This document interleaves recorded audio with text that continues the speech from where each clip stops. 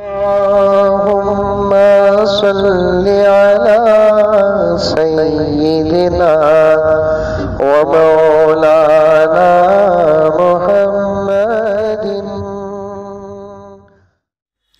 अस्सलामु अलैकुम रहमतुल्लाहि व बरकातुहू।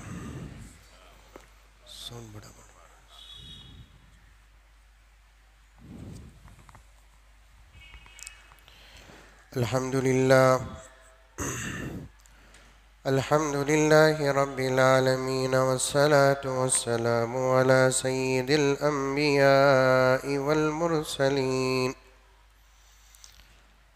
मुहम्मदिन व अला आलिहि व अस्हाबिहि अजमाइन।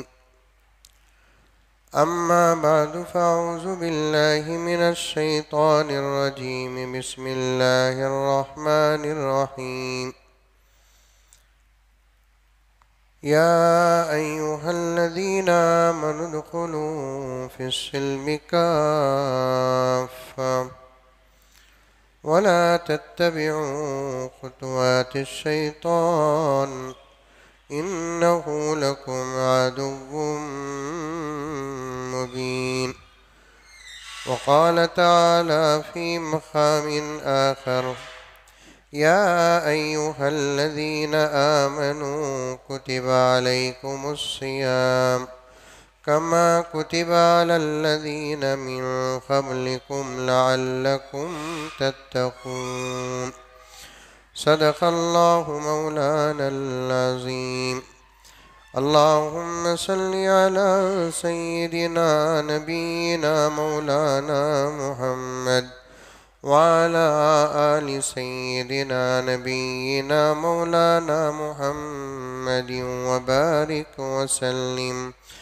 अल्लाहुम्मा सल्लि अला मुहम्मदिन बिअददि औराक़िल अशजार व बिअददि अक़्तारिल अमतार व बिअददि दवाब्बिल बरारि वल बिहार व अला आलिहि व सहबिहि व बारिक व सल्लिम।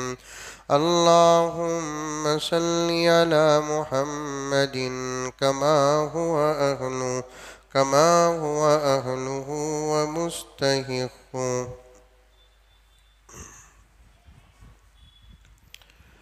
मुअज़्ज़ज़ सामीन किराम, पूरी मोहब्बत के साथ, शौक़ के साथ, उल्फत के साथ, प्यार के साथ, अदब के साथ,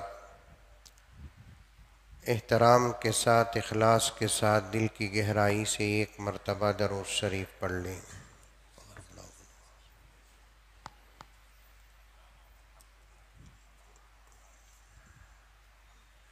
अल्लाह तबारक व तआला का बहुत बड़ा करम हुआ, एहसान हुआ, फजल हुआ। हमारी अपनी ज़िंदगी में फिर एक मरतबा रमज़ानुल मुबारक का महीना अता फरमाया।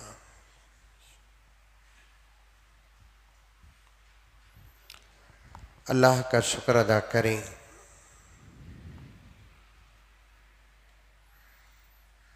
शुक्र अदा करने से अल्लाह तबारक व तआला बहुत खुश होते हैं।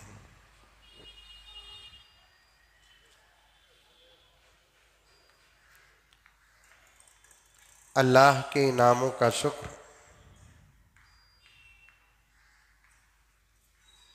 बंदों के एहसानों का शुक्र ज़रूर अदा करना चाहिए।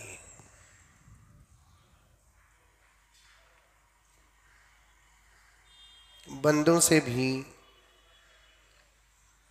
अगर कोई एहसान का मामला हुआ तो ज़रूर शुक्र अदा करना चाहिए।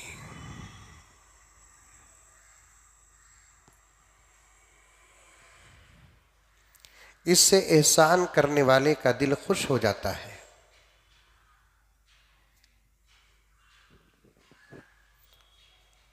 और एहसान करने वाले का जो हक होता है तकरीबन वो अदा भी हो जाता है।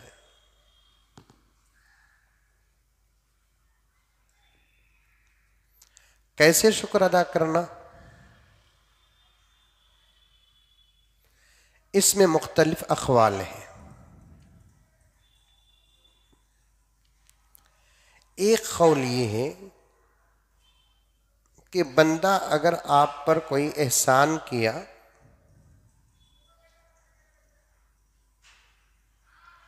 आपकी अपनी ज़िंदगी में अगर कोई आपकी अपनी ज़िंदगी में अगर हालात अच्छे हो गए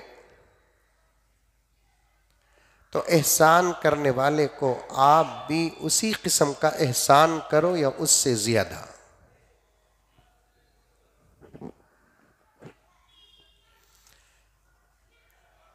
कभी किसी वक्त मिसाल के तौर पर महबूब ने मुझे 1,00,000 रुपए कर्ज दिए, मेरी ज़रूरत का वक्त था।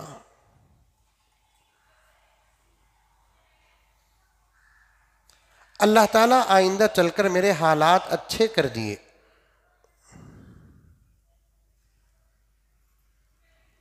महबूब को ज़रूरत पड़ी तो उनके एहसान को याद रखकर मैं उनको 1,00,000 रुपए या उनकी ज़रूरत को पूरा करना, ये शुक्रिया में दाखिल है। आ रही है बात समझ में? बाज़ों ने कहा कि अगर किसी से आप पर कोई एहसान हुआ तो शुक्रिया का तरीक़ा ये है कि एहसान करने वाले को आप दुआ दें।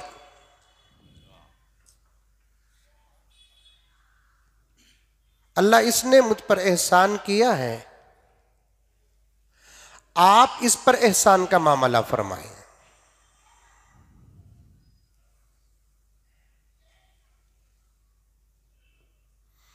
बाज़ों ने कहा कि उसी वक्त एक जुमला शुक्रिया का अदा कर दे। उर्दू में शुक्रिया बोलते हैं, अरबी में शुक्रन कहते हैं। दुआ के कलिमात आते हैं, जज़ाकुमुल्लाह खैरल जज़ा, अहसनल जज़ा, ये दुआ के कलिमात होते हैं।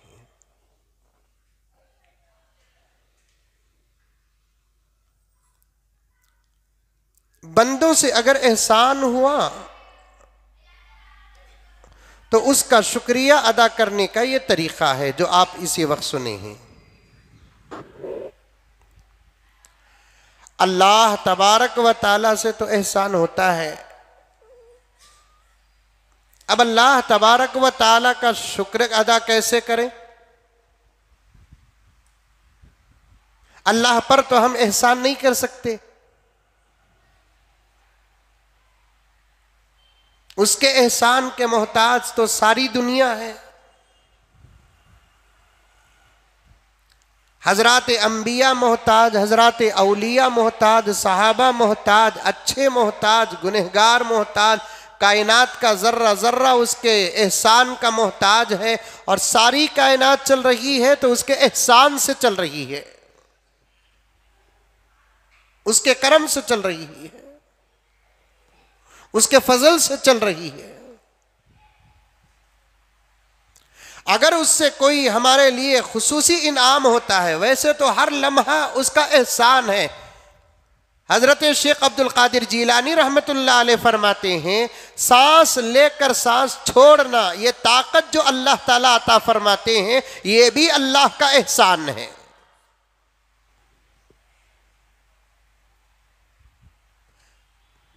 सांस लेना एक ताकत है हमारे अंदर, वो ताकत सांस लेती है। सांस छोड़ना एक ताकत है, वो ताकत सांस छोड़ती है।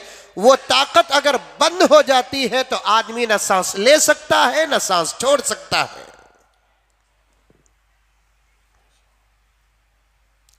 हर सेकंड एक सांस लेते हैं, ये अल्लाह का एहसान है। उसके बाद सांस छोड़ते हैं, ये अल्लाह का एहसान है। तो यूं समझो कि हर लम्हा अल्लाह के एहसान के दायरे में हम सब हैं। बदले में अल्लाह का पर एहसान बंदा नहीं कर सकता।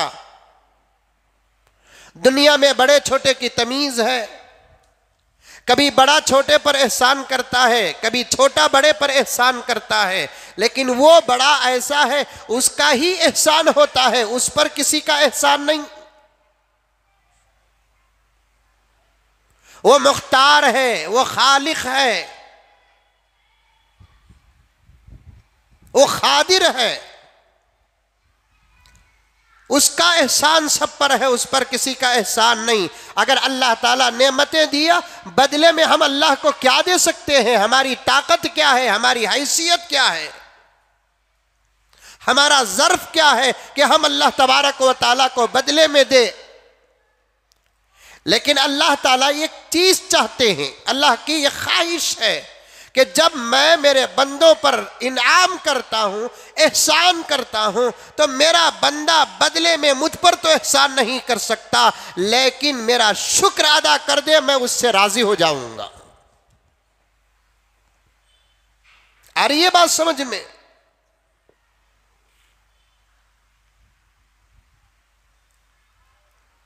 जो जो नेमतें हमको याद हैं, जिस जिस नेमतों का एहसास हमें जब जब होता है, हम उन नेमतों का अल्लाह तबारक व तआला के दरबार में शुक्र अदा करना चाहिए। और अल्लाह का शुक्र अदा करने का तरीका क्या? लकल हम्दु व लकल शुक्र या अल्लाह, बस एक जुमला अदा कर देना। खाना खाए, लकल हम्दु व लकल शुक्र या अल्लाह।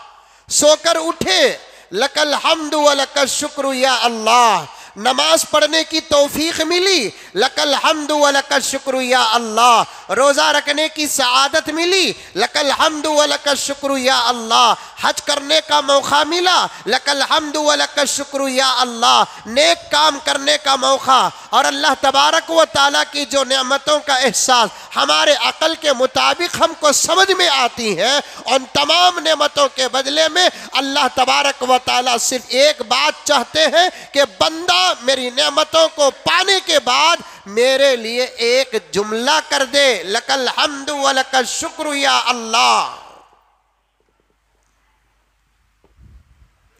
अगर अरबी में बोलना नहीं आता तो उर्दू में जो बोलो, अल्लाह तेरा शुक्र है। हमने पुराने जमाने के लोगों को देखा, उठते बैठते भी शुक्रिया अल्लाह बोलते, एक जुमला बोलते, ये भी शुक्रिया में दाखिल है। जब बंदे पर अल्लाह के नेमतें आती हैं, अल्लाह का एहसान आता है, बंदा उसके जवाब में अल्लाह का शुक्र अदा करता है, अल्लाह ताला दो नेमतें अता करते हैं। फिर मजीद समझने की पूरी कोशिश करो, दिमाग यहां रखो, जहन यहां रखो और दीन की बात को गौर से सुनो, अमल की नीयत से सुनो। आज दो चीजें हमारे पास नहीं है, एक दीन की बात सुनने का जज्बा नहीं है और दूसरा अमल का इरादा नहीं होता, इसीलिए तौफीक भी नहीं मिलती। कौन सा बड़ा काम बता रहा हूं मैं आपको कि हिमालय की चोटी में चढ़कर उतरने का नाम शुक्रिया है, या समंदर में गोता लगाने का नाम शुक्रिया है, या और बड़े बड़े काम करने का नाम शुक्रिया है। ये वो काम है कि अगर चाहे तो ये छोटा बच्चा अमल कर सकता है, हमारा तुम्हारा तो सवाल ही पैदा नहीं होता। गौर से सुनो दीन की बातों को, ख्वाहिश के साथ सुनो, शौक के साथ सुनो, अमल की नीयत से सुनो, इंशाअल्लाह ताला अमल की तौफीक मिलेगी। मैं कई साल पहले एक बात बताया था, मुझे इस वक्त याद आ रही है वो बात। हजरत हसन बसरी रहमतुल्लाहि अलैह, एक बहुत बड़े बुजुर्ग गुजरे हैं, अल्लाह के नेक बंदे हसन बसरी रहमतुल्लाह अलैह। तारीख में आता है हसन बसरी वो अल्लाह का वली है जिन्होंने हुजूर की बीवी का दूध पिया है, हजरत उम्मे सलमा का दूध पिया है। कैसे दूध पिया? हुजूर का विसाल हो गया, हजरत उम्मे सलमा की एक बांदी थी जो घर के अंदर काम करती थी, हामिला हुई, बच्चा पैदा हुआ, लाकर पेश किया, हजरत उम्मे सलमा ने नाम रखा। फिर वो बांदी बच्चे के साथ आती, काम काज करती, काम में लगी रहती, तो उम्मुल मोमिनीन हजरत उम्मे सलमा उस बच्चे को संभालती, बांदी के बच्चे को संभालती। मैं यहां 1-2 मिनट आपके लेता हूं उन्वान से हिटकर। हमारे अंदर ये अखलाक नहीं, हमारे अंदर ये ज़र्फ नहीं, हमारे अंदर ये तमीज नहीं, ये अदब नहीं। हमारे नौकरों के बच्चों के साथ हम अच्छा सलूक करें, हमारे गुलामों के बच्चों के साथ हम अच्छा सलूक करें। एक एक बाप नबी के और नबी के घर वालों और सहाबा की जिंदगी में हमारी जिंदगी का एक एक बाप मिलेगा। हमको कोई काम करना है तो वहां देखना पड़ेगा, वहां से हमको अमल मिलेगा। आज है मालदार जो देवरों के साथ अच्छा सलूक करे, उनके बच्चों के साथ अच्छा सलूक करे, हमारे अपने दुकान के नौकरों के साथ अच्छा सलूक करे। पैगंबर ने फरमाया रमजान का महीना मुआसात का महीना है। मुआसात किसे कहते हैं? नरमी करने का महीना है, एक दूसरे आपस में नरमी बरतना है। मुआसात का महीना है, रमजानुल मुबारक का महीना नरमी का महीना है। लेकिन आज हमारे अंदर वो नरमी नहीं, हमारे नौकरों पर हम रहम नहीं करते, नरमी नहीं करते, नमाज को नहीं छोड़ते, थोड़ी देर आराम करने का मौका नहीं देते। अफसोस है, अफसोस। कल ही एक साहब मुझसे फोन कर रहे हैं, कहते हैं कि मौलाना ये तमाम बातें मैं आपसे इसलिए कहता हूं कि आप बयान में कहते हैं ताकि दूसरों को नसीहत मिले। मैं किसी की गीबत मिंबर और मुसल्ले के पास बैठकर नहीं करता। नाम ले तो खिदमत हो जाएगी, नाम लिए बगैर अगर मैं हालात बयान करूं तो इसे गीबत नहीं कहते और दुनिया की बात नहीं कहते। कुछ लोग कहते हैं कि मुज़म्मिल खाली दुनिया की बात करता है। दुनिया अगर सलामत होती तो बुखारी की बात करता, आप अगर सही होते तो मुस्लिम की बात करता, आप सही होते तो तिरमिज़ी की बात करता, तफसीर के बयानात करता। उम्मत के हालात को सुधारना जरूरी है या पुराने वाक़ियात बयान करना जरूरी है?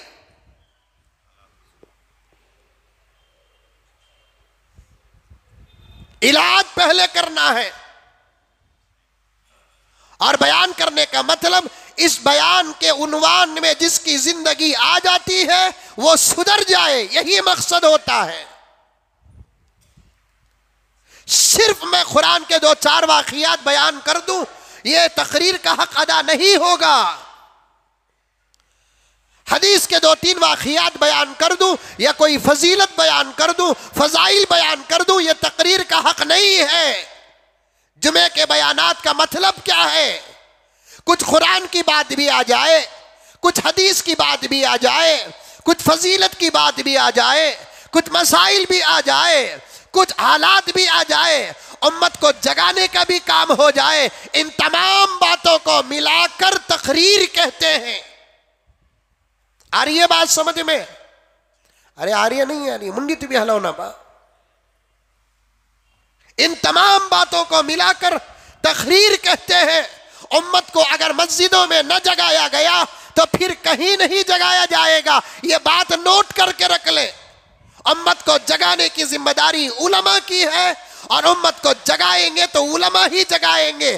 दूसरी कोई जमात है नहीं इस वक्त दुनिया के अंदर जो उम्मत को जगा सकती है। ये नोट करके रख ले। जहां जहां तक इस आदिस की बात जाती है तमाम हजरात इस बात को नोट करके रख ले। उम्मत को जगाने की जिम्मेदारी उलमा की है, ना काउंसलरों की, ना एमएलओ की, ना एमपीओ की, ना सदरों की, ना सेक्रेटरियों की, ना मालदारों की। किसी की जिम्मेदारी नहीं। उम्मत को जगाने का फर्ज उलमा का है और ये काम सिर्फ उलमा कर सकते हैं और उलमा ही को करना चाहिए। माफ फरमाए मुझे, शायद जुमला अगर बेअदबी में हो तो मैं पहले माफी मांग लेता हूं। अगर उलमा से भी ये काम छूट गया तो फिर उनके ऊपर इल्म एक बोझ रहेगा।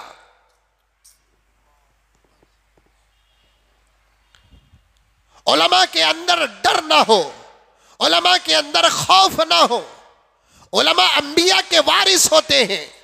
उलमा का काम उम्मत को जगाना है, हालात पेश करना है, जो जरूरत है उसे बयान करना है। और मैं वही काम करता हूं जो इस वक्त की हालात होते हैं, उम्मत के मसाइल को सामने रखता हूं। बातें आगे आ जाएंगी इंशाअल्लाह ताला, मैं कुछ जरूरी मुकद्दमात पेश कर देता हूं। एक साहब कल फोन करके कहते हैं कि मौलाना मैं एक दुकान में काम करता हूं। देखिए रमजान के महीने में मुसलमानों का जुल्म देखिए, रमजान के महीने में मुसलमानों के अखलाक देखिए, रमजान के महीने में मुसलमानों के आमाल देखिए। मुसलमानों का मतलब इधर फिर कर देखना नहीं, उधर फिर कर देखना नहीं। मैं मुसलमान हूं, आप मुसलमान हैं, अपने आप में झांक कर देखना है, अपने आप में झांक कर देखना है। आज हमारे ऊपर ये जो जुल्म हो रहे हैं ये अल्लाह का अजाब है। हमारे ऊपर जो जुल्म हो रहा है ये अल्लाह का अजाब है, हमारे आमाल की सजा है, हमारे आमाल के नतीजे हैं।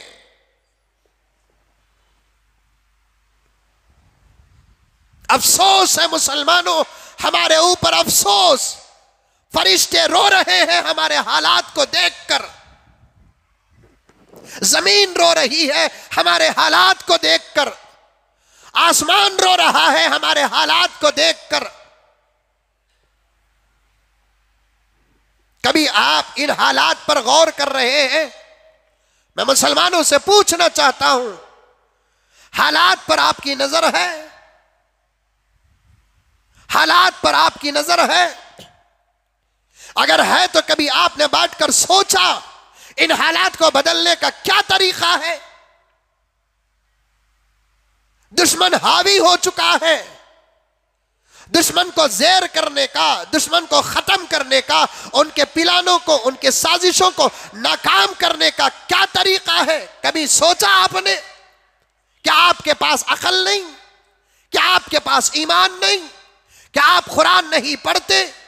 क्या नबी से आपको मोहब्बत नहीं? क्या सहाबा की जिंदगियां आपके पास नहीं?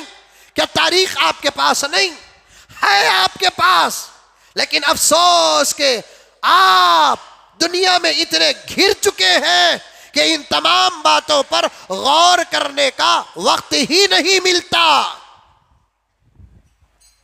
अफसोस है मुसलमानों। कल नौजवान फोन कर रहा है कि हजरत मैं एक दुकान में काम कर रहा हूं। हसन बसरी से बात याद आ गई, अमल से बात याद आ गई। मैं बताना चाहता हूं, खुदा का शुक्र अदा करेंगे तो अल्लाह ताला दो नेमतें देती हैं। उसके बाद इंशाअल्लाह रमजान के कुछ फजाइल बयान करके हालात बयान करूंगा। मेरे एक नौजवान दोस्त ने फोन करके बताया कि मौलाना मैं एक दुकान में काम करता हूं, मुसलमान के दुकान में काम करता हूं, मुसलमान के दुकान में काम करता हूं।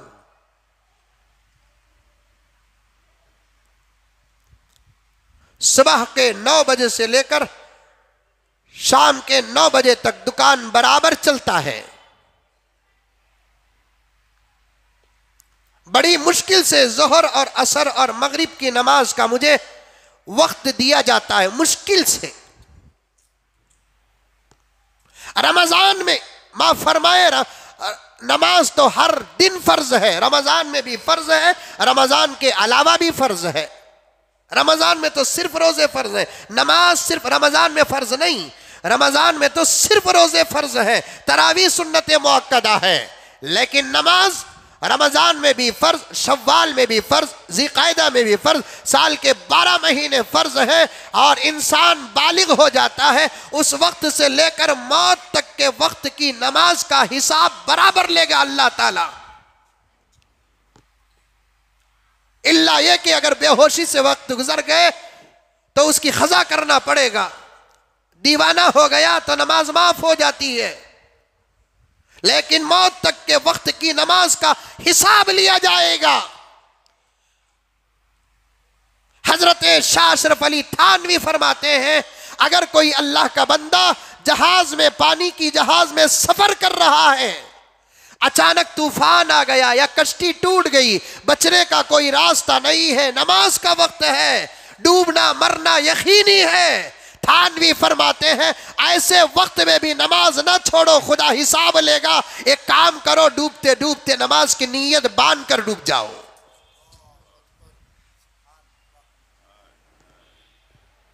क्या समझे नमाज को? तुम्हारी मर्जी का नाम नमाज नहीं। आज तो मुसलमान नमाज ऐसे पढ़ता है गोया के नमाज पढ़कर खुदा पर एहसान कर रहा है। तुम क्या समझते हो मुसलमानों, तुम्हारे सजदों का खुदा मोहताज है? नहीं। अल्लाह के दरबार में करोड़ों अरबों खरबों लातेदाद मलाइका इतने सजदे कर रहे हैं जिसका हिसाब सिवाय खुदा के कोई नहीं जानता। ऐसे फरिश्ते भी हैं जो पैदा होकर करोड़ों साल हो गए, आज तक उनका सर सजदे में लगा है।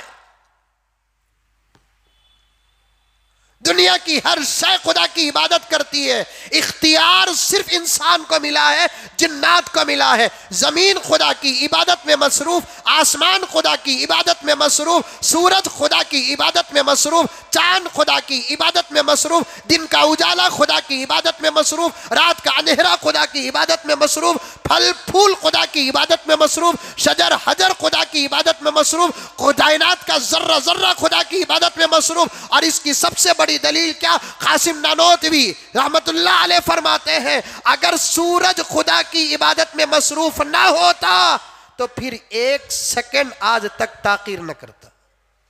रोजाना जिस वक्त में तुलू होना, इसका तुलू होना खुदा की इबादत है। अल्लाहु अकबर। जिस वक्त उसको गुरूब होना, उस वक्त उसका गुरूब हो जाना खुदा की इबादत है। चांद का जब निकलना, उस वक्त उसका निकलना उसकी इबादत है। सारी दुनिया इबादत में मसरूफ है। खुदा हमारे सजदों का मोहताज नहीं है, खुदा हमारे ख़ियाम का मोहताज नहीं है, खुदा हमारे नमाज का मोहताज नहीं है। लेकिन अल्लाह ताला चाहता है, ऐ बंदे, सारी कायनात में तुझे मैंने अमीर बनाया, सारी कायनात में मैंने तुझे खलीफा बनाया, सारी कायनात में मैंने तुझे लीडर बनाया, तुझ पर फक्र किया। तुझसे पहले मलाइका पैदा हुए, लेकिन मलाइका को तेरे ताबे बनाया। तुझसे पहले फरिश्ते पैदा हुए, लेकिन फरिश्तों पर तुझे मैंने फौकियत अता की। तेरे पैदा होने से पहले पूरी कायनात में मैंने तेरे चर्चे किए। किसी को पैदा करने से पहले हमने चर्चा नहीं किया, लेकिन ऐ इंसान, मैंने तुझे पैदा किया, तेरे पैदा करने से पहले तेरा चर्चा किया, तेरे पैदा करने से पहले तेरा ओहदा बयान किया, तेरे पैदा करने से पहले तेरी खिलाफत का ऐलान कर दिया। वही क़ाल रब्बुका लिल मलाइका इन्नी जाइलुन फिल अर्दि खलीफा। फरिश्तों ने एक सवाल भी किया, बड़े अदब के साथ सवाल किया, ऐ अल्लाह, इबादत के लिए पैदा करते हैं आप, हमारे से ज्यादा आपकी इबादत कौन कर रहे हैं? नहनु नुसब्बिहु बिहम्दिक व नुक़द्दिसु लक। ऐ अल्लाह, हम आपकी तस्बीह बयान करते हैं, हम आपका ख़ियाम करते हैं, हम आपको सजदा करते हैं, हम आपका रुकू करते हैं। ऐ अल्लाह, आप जानते हैं जब से आपने हमको पैदा किया उस वक्त से लेकर अब तक एक सेकंड हमने आपकी नफरमानी नहीं की।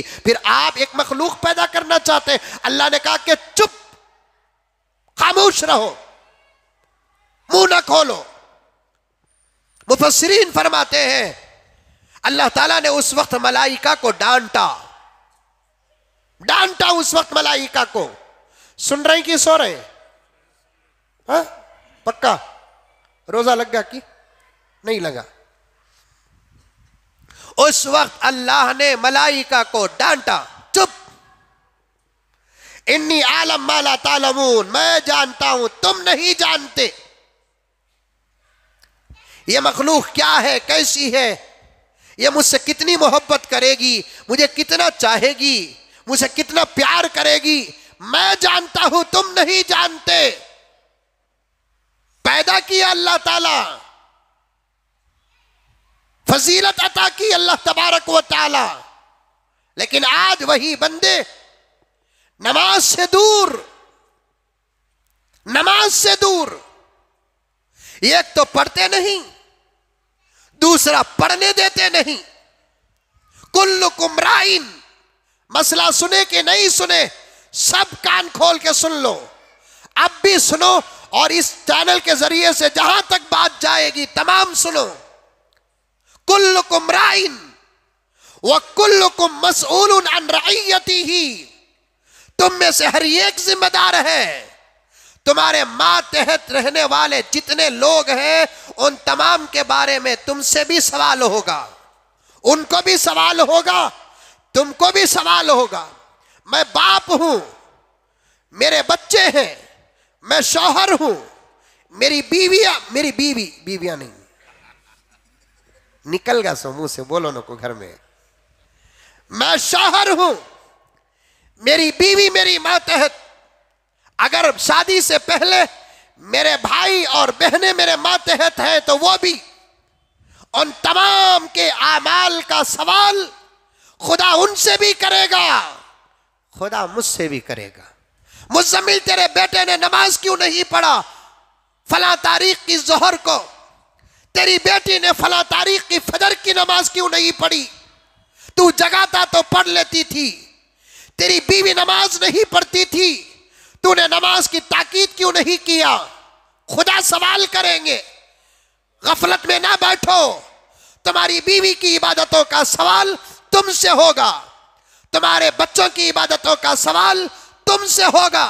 अब अल्लाह ताला कल क़ियामत में पूछे किसी को कि तेरे बेटे ने नमाज नहीं पढ़ी, तो अल्लाह से हमें कहेंगे हमें नहीं पढ़े।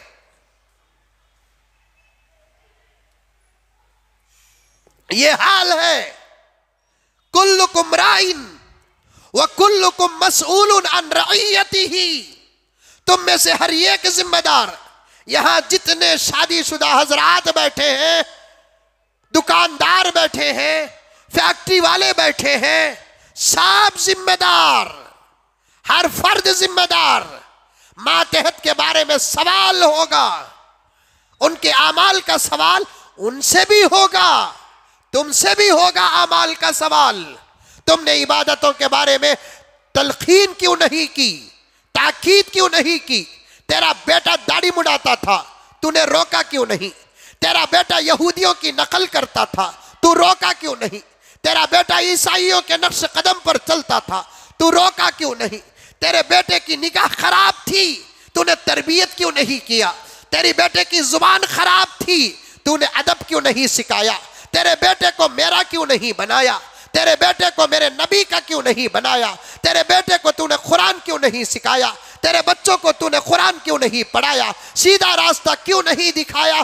अल्लाह अकबर, एक पैसे का शक न करो मेरी बातों पर, रब्बे काबा की कसम, ये तमाम सवालात हशर के मैदान में हर बाप से किया जाएगा, हर माँ से किया जाएगा, हर जिम्मेदार से किया जाएगा। कल क़ियामत में खुदा सवाल करेंगे,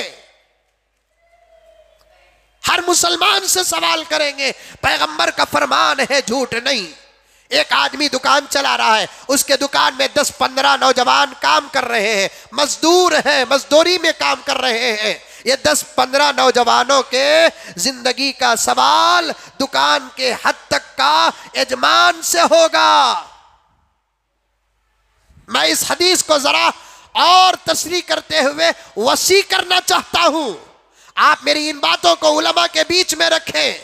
बात सही हो तो चुप हो जाए, गलत हो तो आकर मेरा गिरेबान पकड़ ले। मैं इस हदीस की तशरीह को वसी करना चाहता हूं, मैं इस हदीस की तशरीह को वसी करना चाहता हूं। अगर किसी इलाके का काउंसलर मुसलमान है, नोट ऑफ द पॉइंट, किसी इलाके का काउंसलर मुसलमान है तो उस इलाके के लोगों का सवाल भी काउंसलर से होगा। जो आदमी जितना बड़ा होता है उसका हिसाब उतना ही ज्यादा होता है। इसीलिए सहाबा बड़ा बनने से डरते थे, सदर बनने से डरते थे, अमीर बनने से डरते थे। उमर ने इनकार किया, एक अबू बकर थे, हालात को सामने रखकर इनकार नहीं किया। जब नबी का विसाल हुआ, सहाबा में बेचैनी आ गई। अब सहाबा को संभालने के लिए एक नबी का सच्चा पक्का पहले वारिस की जरूरत थी। उम्मत को संभालने के लिए सहाबा ने मशवरा किया कि अब इस उम्मत को कौन संभाल सकता है, बिलफौर कौन संभाल सकता है। उमर को देखा तो उमर भी बेताब हो गए, उमर भी बेताब हो गए। यहां तक उमर के जुबान से जुमला निकल गया, अगर कोई मेरे सामने कहा कि मोहम्मद का इंतकाल हो गया, उसका सर उसके जिस्म से अलग कर दूंगा। उमर ने तलवार तक निकाल ली, उमर के करीब जाने की किसी को हिम्मत नहीं। कई घंटे यही हाल हजरत उमर का रहा। उस्मान कोने में चेहरा रखकर रो रहे हैं। हजरत अली परेशान, समझ में नहीं आ रहा है। लेकिन जब देखा उम्मत का हाल बदलता जा रहा है, वो भी सहाबा का, उम्मत की पहली जमात का हाल बदलता जा रहा है, ऐसे वक्त में अल्लाह ने सबके जहन में एक बात डाली। अल्लाह डालते हैं तो काम होता है, अल्लाह नहीं डालते तो काम नहीं होता। सबके दिलों में खुदा ने एक बात डाला कि अबू बकर अब मेरे नबी की उम्मत को संभाल सकता है। सीधे कुछ लोग गए अबू बकर के पास। अबू बकर क्या नहीं देख रहे हैं आप उम्मत का हाल? अब इस उम्मत को संभाल सकते हैं तो आप संभाल सकते हैं। नबी के करीब जितने लोग थे उसमें पहला नंबर तुम्हारा था। अब तुम ही इस उम्मत को संभालने की ताकत, सलाहियत और सकत रख सकते हैं। हजरत अबू बकर ने इनकार नहीं किया। हजरत अबू बकर का वो खुतबा अहादीस की किताब में मौजूद है। उसके बाद जितने लोगों के पास अमारत गई, जितने लोगों के पास खिलाफत गई, जितने लोगों के पास सदारत गई, जितने लोगों के पास ओहदा गया, जितने लोगों के पास बड़पन गया, सबके सब ने कहा कि मैं इस काबिल नहीं। अबू हनीफा जानते नहीं जानते? अरे बोलो बा, जानते नहीं जानते? हजरत अबू हनीफा रहमतुल्लाहि अलैह सिराजुल मुफस्सिरीन, सिराजुल मुहद्दिसीन, सिराजुल फुक़हा, इमामुल फुक़हा, अल्लाहु अकबर। हालात मुझे इन तमाम बुजुर्गों की सीरत बयान करने का मौका नहीं देते, वरना दिल चाहता है कि ऐसे अकाबिरीन उम्मत लोगों की सीरत बयान करूं। क्या कमी थी हजरत इमाम अबू हनीफा की जिंदगी में? पूरी उम्मत में अगर किसी के आने की बशारत नबी ने दी, मेरे रब की कसम वो हजरत इमाम अबू हनीफा थे। बोलो सुभान अल्लाह बोलो। रोजा सही में लगा दिखता, इसलिए नहीं लगा कि सहरी नहीं करे, सहरी कर लिए, इसलिए लगा कि हिट नहीं खाए। हिट खाए तो रोजा लगता नहीं कते, हिट खाए तो रोजा लगता नहीं कहते। अल्लाह अकबर। सहाबा चाहते थे रोजा लगे, भूख लगे, प्यास लगे। सहाबा चाहते थे रोजे में जितनी तकलीफ होगी उतना ज्यादा अजर होगा। गुज़िश्ता जुम्मा शायद में कहा नहीं कहा मुझे याद नहीं, पूरा हफ्ता प्रोग्राम में रहा। जगह के बदलने से भी अजर बदल जाता है। जिन इलाकों में धूप ज़्यादा है उन इलाकों के रोज़ेदारों का सवाब उन इलाकों के रोज़ेदारों से ज़्यादा है जहां धूप कम है। आई बात समझ में? 1, 2, 3 रोजे अगर हो सके तो चेन्नई में रखकर आओ, कड़पा में जाकर आओ। हरमैन शरीफैन का तो मकाम ही कुछ और है, वहां की फजीलत को तो दुनिया की कोई जगह छू भी नहीं सकती, नहीं छू नहीं सकती। और एक बात अर्ज कर देता हूं बीच में कि भाई मक्के मदीने के हालात पर भी दुआ करो, बहुत खराब चल रहे हैं वहां के हालात। जैसे हमारे मुल्क में कुछ नाअहलों की हुकूमत आ गई है, नालायकों की हुकूमत आ गई है, वैसे अरब की जमीन पर भी नाअहलों की हुकूमत आ गई है। मैं साफ साफ कहता हूं, कोई बात लगाए कि ना लगाए, है सो है। अल्लाह का फजल है कि मेरा हज फर्ज अदा हो गया। अगर बयान लग जाता है तो कोई फर्क पैदा नहीं होता। मैंने कई उम्रे अल्हम्दुलिल्लाह कर लिए, हरमैन शरीफैन को मैंने देख लिया है, खाने काबा को छू लिया है, गिलाफे काबा को पकड़ लिया है, हजर अस्वद का बोसा ले लिया है। ये बात डराते हैं। कई जुमा पहले मैं जब सऊदी के हालात पर बात किया तो एक साहब बोल रहे हैं कि हजरत तुम्हें इतना सऊदी के बारे में बोल रही, कौन तू भी सुच कर डालिया, वायरिंग कर डालिया, तुम्हारे पासपोर्ट में सील पड़ जाता। हजरत पासपोर्ट की सील के वास्ते क्या मैं हक बोलना छोड़ दूं? ये और बात है कि इस आज इसकी बात पहुंचे कि ना पहुंचे, लेकिन आपको जगाना मेरा मकसद है बस। जैसे हमारे इस वक्त मुल्क के अंदर कुछ नाअहलों की हुकूमत आ गई है, वैसे सऊदी अरब के अंदर भी नाअहलों की हुकूमत आ गई है। सऊदी अरब के अंदर भी नाअहलों की हुकूमत आ गई है। जानते हैं आप, इस वक्त मक्कतुल मुकर्रमा, मस्जिदुल हराम, मदीनतुल मुनव्वरा, मस्जिदुल नबवी सल्लल्लाहु अलैहि वसल्लम में सालों से, सदियों से, खुदा की कसम, उमर के फैसले के बाद से लेकर 2 साल पहले तक भी जब हालात साजगार थे, तरावी की नमाज 20 रकात बराबर होती थी। और आज अरब का इमाम अब्दुर्रहमान सुदैस नहीं, अरब का इमाम शुरैम नहीं, मदीने के इमाम अब्दुर्रहमान हुज़ैफी नहीं, दीगर आइम्मा नहीं, सलमान और मोहम्मद बिन सलमान फकीह बन बैठे हैं। मुझे तो उन लोगों की हालत पर इतना डाउट आता है कि उनको शायद कुरान भी सही पढ़ना नहीं आता होगा। यह जरूरी नहीं कि अरबी जुबान में बात करने वाला कुरान पढ़े। कुरान की तालीम अलग है, अरबी जुबान अलग है, यह बात जहन में रखो। कुरान का पढ़ना अलग है, अरबी जुबान अलग है। मैंने वहां देखा है कि अरबी बात करने वाले कुरान गलत पढ़ रहे थे। कुरान अलग चीज है। ये लोग तो वो हैं जिनको कुरान भी शायद सही पढ़ना नहीं आता होगा। क़यामत की अलामत है ये, क़यामत की अलामत है ये। जजीरतुल अरब, सऊदी अरब पर इन लोगों की हुकूमत 1400 साल से लेकर आज तक, 2 साल पहले तक, जब कोरोना के वबा से पहले का रमजान गुजरा, उस वक्त तक खुदा की कसम मस्जिदुल हराम, मस्जिदुल नबवी में 20 रकात तरावी बराबर चलती थी। लेकिन अब हाल यह हो गया कि 20 रकात को वहां की हुकूमत ने जुल्मन मस्जिद नबवी और मस्जिद हराम के इमामों पर कानून लागू कर दिया कि तुम 20 रकात नहीं पढ़ा सकते, सिर्फ 10 रकात तरावी के पढ़ाएंगे। देखिए हालत क्या है। ये हमारा रोना है ना हिंदुस्तान का, इससे ज्यादा रोना वहां का है। बल्कि सारी दुनिया का एक ही मसला है, रोना रोना रोना।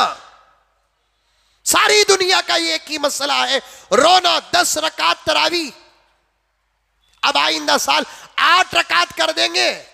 एक जमात खुश हो जाएगी कि चलो भाई हमारा मसलक तो साबित हो गया। मसलक को साबित करने के लिए सहाबा का अमल छोड़ देंगे आप। मसलक को साबित करने के लिए 1400 साल का अमल छोड़ देंगे आप। मसलक को साबित करने के लिए चारों इमामों का इत्तेफाक छोड़ देंगे आप। वो भी तरावी की नमाज, जैसा कि मैंने गुज़िश्ता जुमा कहा, तरावी की 1 रकात के 1 सजदे का सवाब 1500 ने किया। कतबल्लाहु लहू अल्फ व कमसमिया हसनतन बिकुल्ली सजदतिन। अल्लाह तबारक व ताला तरावी की 1 रकात के 1 सजदे का सवाब 1500 ने किया अता फरमाते हैं। अब हिसाब करके देखें, पूरे 20 रकात में कितने सजदे हुए? 40 सजदे हुए। 40 को अगर 1500 में तक़सीम ज़रब देंगे, खाली तरावी के सजदों का सवाब 60,000 ने किया। लेकिन फर्क क्या है? अगर मैं आज ऐलान करूं कि हमारी मस्जिद उमर फारूक में तरावी की नमाज का इंतजाम है, 1 सजदे में 1500 रुपये देंगे, क्या होगा बताइए? अरे बोलो क्या होगा? हाँ, जोर से बोलो। मस्जिद full, house full, ground first second. उल्टा मेरी जगह आजा को बोलेंगे जरा हटो हजरत बिल्कुल। मैं यहाँ खड़कर अल्हम्दुलिल्लाह पढ़ा तो ना तरावी, यहाँ खड़ जाकर जर्रा हटो हजरत, 1500 रुपए का अगर ऑफर मिले, इंसानों से ऑफर मिले, यकीन पैदा हो रहा है ऑफर का ऐलान करने वाला मुहम्मदुर रसूलुल्लाह है, देने वाला अल्लाह है। यकीन नहीं मुसलमानों तुम्हें, यकीन नहीं। अफसोस है, मैं आपको नहीं कह रहा हूं, अगर आप में भी वो हजरात बैठे हुए हैं, चाहे असद भाई ही क्यों ना हो, मैं उन्हीं को कहता हूं, अफसोस है मुसलमानों, हालात देखे तो खियामत नजर आ रही है और हमारी गफलत ऐसी है, पता नहीं चल रहा है मुसलमान जिंदा भी है कि मर गया, उसका एहसास जिंदा भी है कि मर गया, पता नहीं। नौजवानों बेजार हो गए, सब बेजार हो गए, जमीन बेजार हो गई तुमसे, आसमान बेजार हो गया, फरिश्ते बेजार हो गए, अल्लाह भी शायद अपनी नजर रहमत हमसे हिटा लिया। पैगंबर पता नहीं कि खबरे मुबारक में किस हालत में है, बात पे बात आती जा रही है, मजमून जोड़ना मेरे लिए मुश्किल हो गया, वक्त का तकाजा है। अब तो मैं भी इतना मायूस हो गया कि मैं 1.5 घंटा अब तकरीर नहीं करूंगा, जरा भी आपके अंदर अमल पैदा नहीं होता, मैं जगाकर फायदा क्या बताइए आपको, बयान करके क्या फायदा। 1 घंटा बयान करूं उतनी ही तनख्वाह मिलेगी, आधा घंटा बयान करूं तो उतनी ही तनख्वाह मिलेगी, पौना घंटा बयान करूं तो उतनी ही तनख्वाह मिलेगी। खामखा जब आपके अंदर असर पैदा नहीं होता, आपके अंदर अमल पैदा नहीं होता, आपके अंदर एहसास पैदा नहीं होता, सोया हुआ ज़मीर आपका जागता नहीं, मैं 1.5 घंटा बयान क्यों करूं बताओ, क्यों करूं बयान में, जबकि हमारे जिम्मेदार कहते हैं जरा अपना भी ख्याल करो मौलाना, इतना बयान करते हैं, अगर आधा घंटा बयान करूं तो उम्मीद है कि तनख्वाह बढ़ जाएगी, जल्दी छोड़ दे लेना। कुछ नहीं, बोलते जाओ, हमारा काम बोलना है। हमारी बातों को तो आज हमारे कौम का नौजवान कुत्तों की भोग के बराबर कर दिया।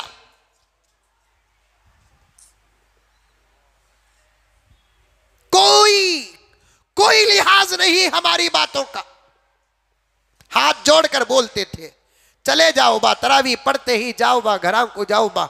आज जूते खा रहे नहीं खा रहे, पुलिस बड़ी कि मैं बड़ा, पुलिस बड़ी उलमा बड़े, पुलिस की बात सुनना कि उलमा की बात सुनना, लेकिन नतीजा लिख कर रख लो, जो कौम उलमा की सुनती नहीं उनको सुनाने के लिए खुदा ऐसे पुलिसों को पैदा करता है,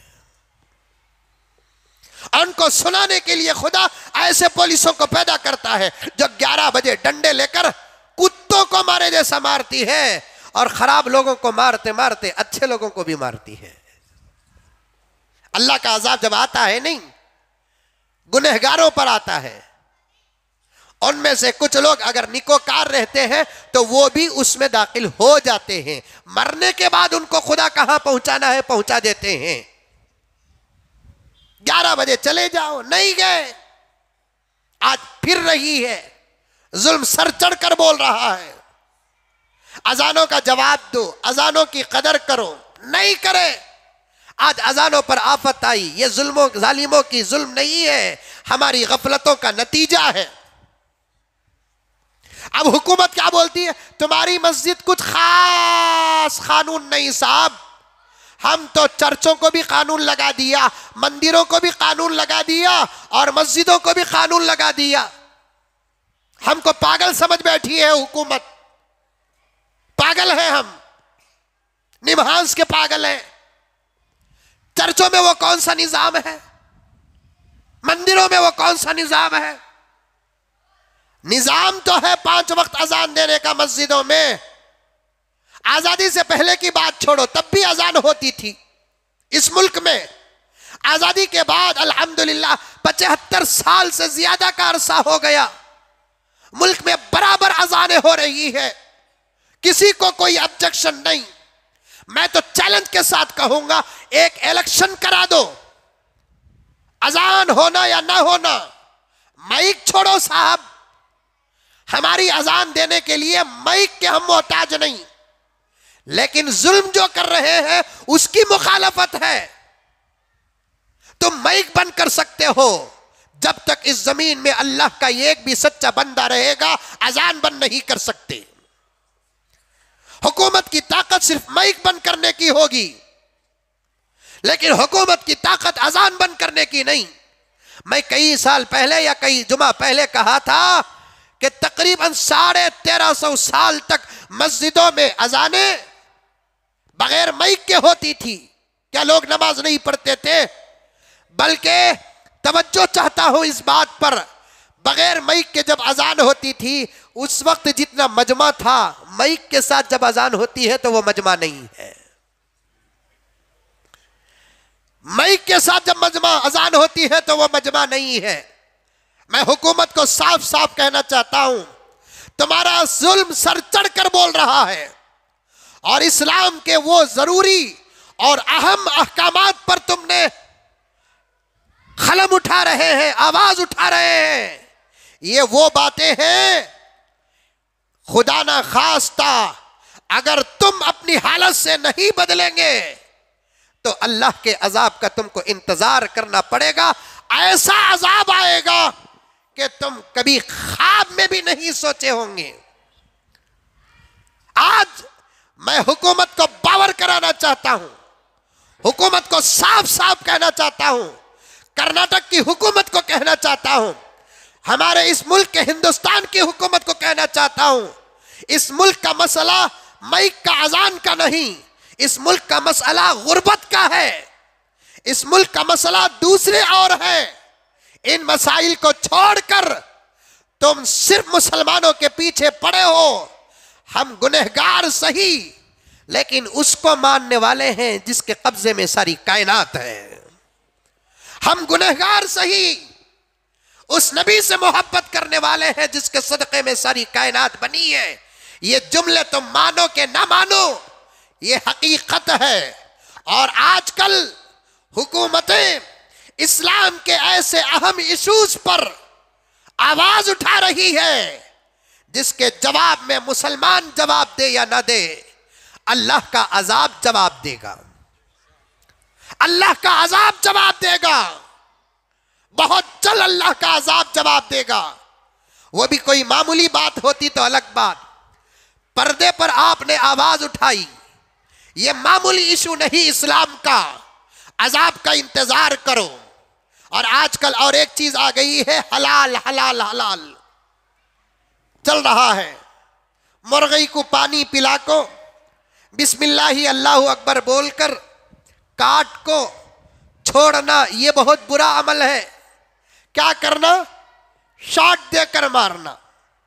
शॉट देकर मारने में तकलीफ ज्यादा होती है या पानी पिलाकर उसे पैदा करने वाली जात का नाम लेकर ज़बाह करने में तकलीफ ज्यादा होती है?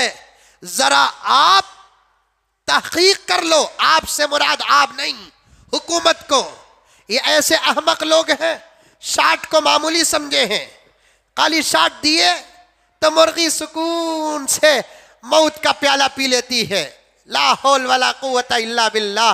शॉट देने से तो ज़बाह करने से ज्यादा तकलीफ होती है। क्या ये मारना मारने में दाखिल नहीं है?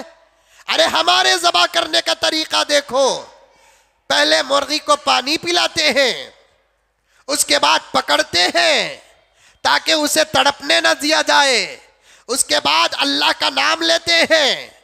आप उठाकर देखो, आपकी किताबों में है या नहीं तो रिसर्च करके देख लो। गाँव माता के पेशाब पर 400 करोड़ रुपए लगाकर रिसर्च करके लगाए। आप करोड़ों रुपए लगाने की जरूरत नहीं, किताबों में यह बात मुसल्लम हो चुकी है कि मुसलमान जिस तरीके से जानवर को ज़िबा करता है, इससे ज्यादा आराम किसी और तरीके में जानवर को मिलता नहीं। आज इस बात को ऑक्सफोर्ड यूनिवर्सिटी मानती है, आज इस बात को अमेरिका मानता है, आज इस बात को सारी दुनिया मानती है। मुसलमानों का जो तरीका जानवर को ज़िबा करने का है, इस तरीके से ज्यादा जानवर को आराम के साथ ज़िबा करने का कोई तरीका नहीं है। लेकिन आप शॉट देकर मारने की बात कर रहे हैं। तुम्हारे पिलानों को हम जानते हैं, तुमको इस बात का डर है कि मुसलमानों की बद्दुआ से हम बर्बाद हो जाएंगे, मुसलमानों की दुआ से हम बर्बाद हो जाएंगे। इसलिए इनकी दुआ को ताला लगाने के लिए इससे ज्यादा अच्छा काम नहीं होगा कि इनके पेट में हराम दाखिल करो। कैसे हराम दाखिल करो? शाट लगाई हुई मुर्गी या शाट लगाया हुआ बकरा या शाट लगाया हुआ कोई जानवर इस्लाम में जायज नहीं। अब ये गोश्त खाए बगैर रह नहीं सकता, इसे हराम खिला दो। और ये बात तो मुसल्लम है, हराम खाने के बाद मुसलमान की दुआ कबूल नहीं होती। मुसलमानों, बहुत एहतियात करना। मैं तो ये कानून आने से पहले भी कहा, मुर्गियों के दुकान में मुर्गियां लेने पर बहुत एहतियात करो। तुम खुद लेकर आओ या तुम खुद ज़बा करो, क्योंकि ज़बा करने का तरीका शरीयत के मुताबिक अगर ना हो तो फिर वो जानवर हराम हो जाएगा। और मुसलमान किसी सूरत से हराम खा नहीं सकता, मुसलमान की सूरत से हराम खा नहीं सकता। इसलिए शाट लगाया हुआ जानवर इस्लाम में जायज नहीं है और मुसलमान किसी सूरत से वो जानवर खा नहीं सकता। और इस वक्त कर्नाटक की हुकूमत ये गुमान में बैठी हुई है कि सदा इसकी हुकूमत रहेगी। बहुत जल्द इनकी हुकूमत की कुर्सियों को जलजला आ जाएगा और बहुत जल्द इनकी हुकूमत गिरेगी और इनको इनके गुनाहों की सजा भुगतना पड़ेगा। दुआ करो मुसलमानों, दुआ भी करो, बद्दुआ भी करो। ये हमारा आस्था है। क्या करते दुआ तुम लोग, क्या करते बद्दुआ? आज कितवा रोजा? 6वां रोजा। 6वें रोजे तक एक जमाना मस्जिदें कैसे खचाखच रहती थी, आज 6वां रोजा तो दूर की बात, दूसरे रोजे में वो मंजर नजर नहीं आया जो आज से 2 साल पहले 15वें रोजे तक मंजर नजर आता था। बात सही है कि गलत है? कम से कम मुंडियां तो हिलाओ। दूसरे रोजे को वो मंजर नजर नहीं आया। हमारे मोहल्ले की मस्जिद में मैं फजर की नमाज पढ़ता हूं, जरा लेट हो गया तो फर्स्ट फ्लोर को जाना पड़ता था, वो भी 15 मिनट पहले। लेकिन मैंने देखा कि रमजान के दूसरे दिन आराम से मुझे मस्जिद की 34 सफ में जगह मिली। क्या हाल है मुअज्जिन साहब हमारी मस्जिद का, क्या हाल है? यही हाल है, तमाम मस्जिदों का यही हाल है। अफसोस है, अफसोस। मैं यही तो कहा आपके सामने, उन्वान को जोड़ना इस वक्त मुझे मुश्किल हो गया है। किस बात को तुम्हारे सामने रखूं? हमारी दुआओं का डर दुश्मनों को है, हमारी बद्दुआ का डर दुश्मनों को है। हमारी दुआ कहीं उनको न लग जाए, हमारी बद्दुआ उनको कहीं न लग जाए। वो हमको हराम खिलाने पर तुले हुए हैं और हम लोग ना दुआ में मसरूफ है ना बद्दुआ में मसरूफ है।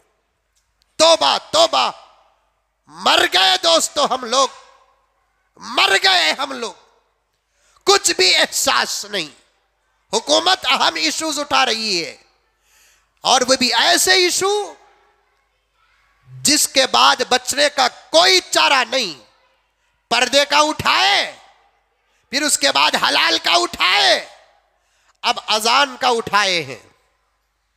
अजान का उठाए। ये मुल्क किसके बाप का है? तुम्हारे बाप का है तो हमारे भी बाप का है। ये मुल्क अगर तुम्हारा है, यह मुल्क हमारा भी है।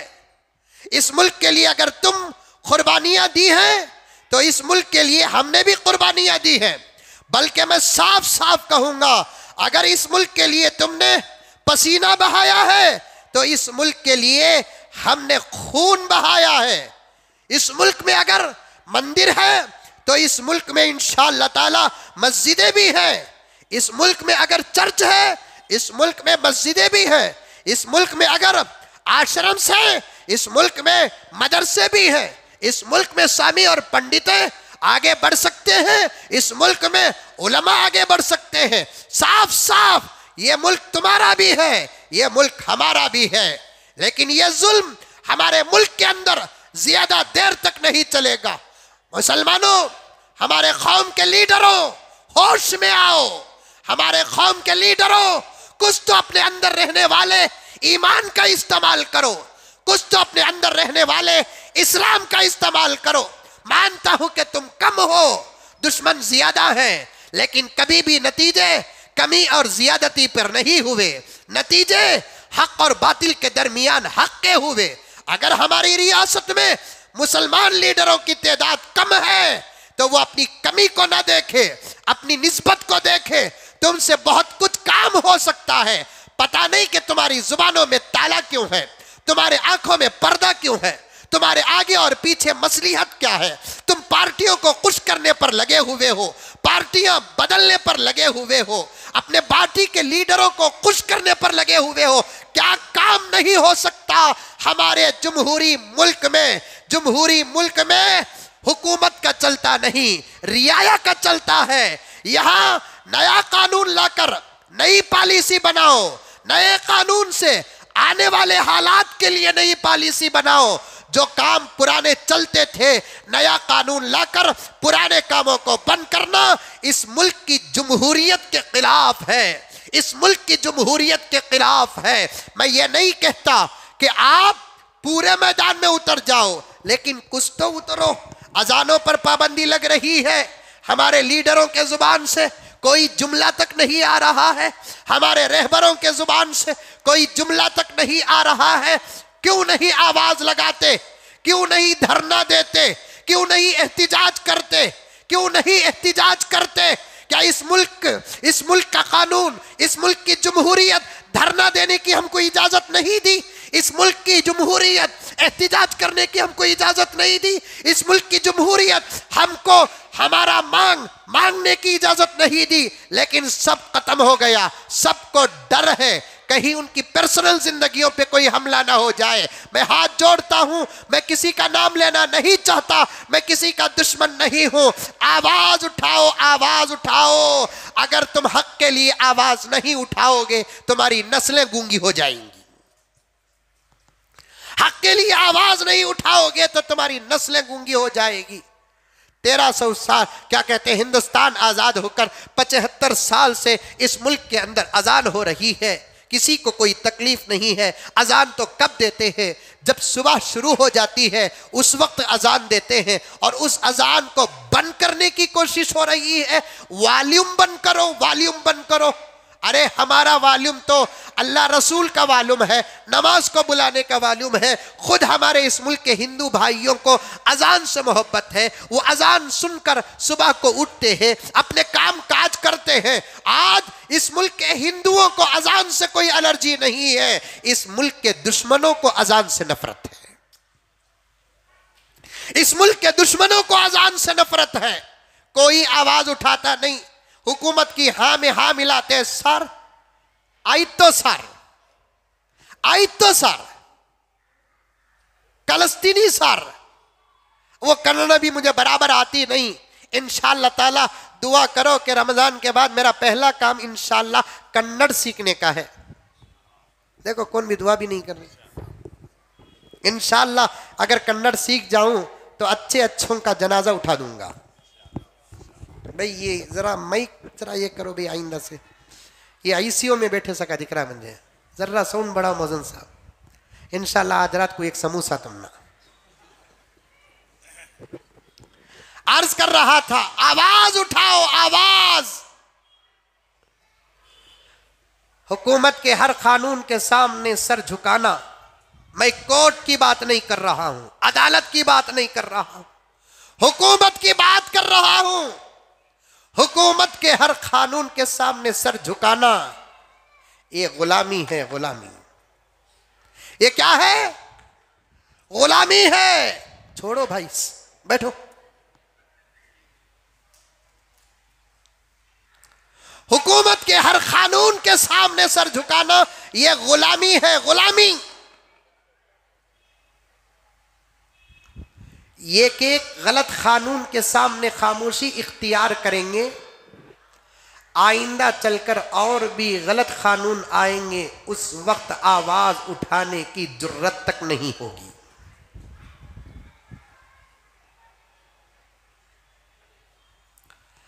पुलिस आकर अगर अजान को रोकती है, पुलिस का कोई कसूर नहीं। पॉइंट सिखाता हूं, सुनो मस्जिदों के जिम्मेदारों, कानून बताता हूं, सुनो, कान खोल कर सुनो, कानून बताता हूं, पूछ कर आया हूं कानून। मस्जिद के अंदर अगर पुलिस आती है, पहले उसे कहो कि अदब के साथ आए। पुलिस आती है, इतना डर जाते हैं। इतना अगर अल्लाह से डर जाता तो फिर बात ही कुछ और होती। और एक बात मुसल्लम है, मुसलमानों, नौजवानों, कान खोल कर सुनो, जो खुदा से नहीं डरता वो तो दीवाने कुत्तों से भी डरता है। जो खुदा से डरता है उससे तो दुनिया की हर चीज डरती है।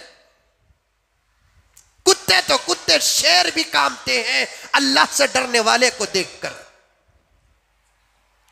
मस्जिद के अंदर अगर पुलिस आती है, साफ साफ कहो, पहले अदब के साथ आए। कानून आपके साथ है, कानून के खिलाफ बात नहीं कर रहा हूं, कानून आपके साथ है, संविधान आपके साथ है। किसी काम से अगर मैं मंदिर को जाऊं पूजा के लिए नहीं, खुदा मुझे कोई ऐसा ओहदा दे दे जिसकी वजह से अगर मेरे ईमान की हिफाजत के साथ अगर मुझे मंदिर को जाना पड़े तो मुझे मंदिर के अंदर के कानून का लिहाज करना पड़ेगा। ये मुल्क का कानून है। अगर पुलिस आती है तो साफ कहो, अदब के साथ आओ।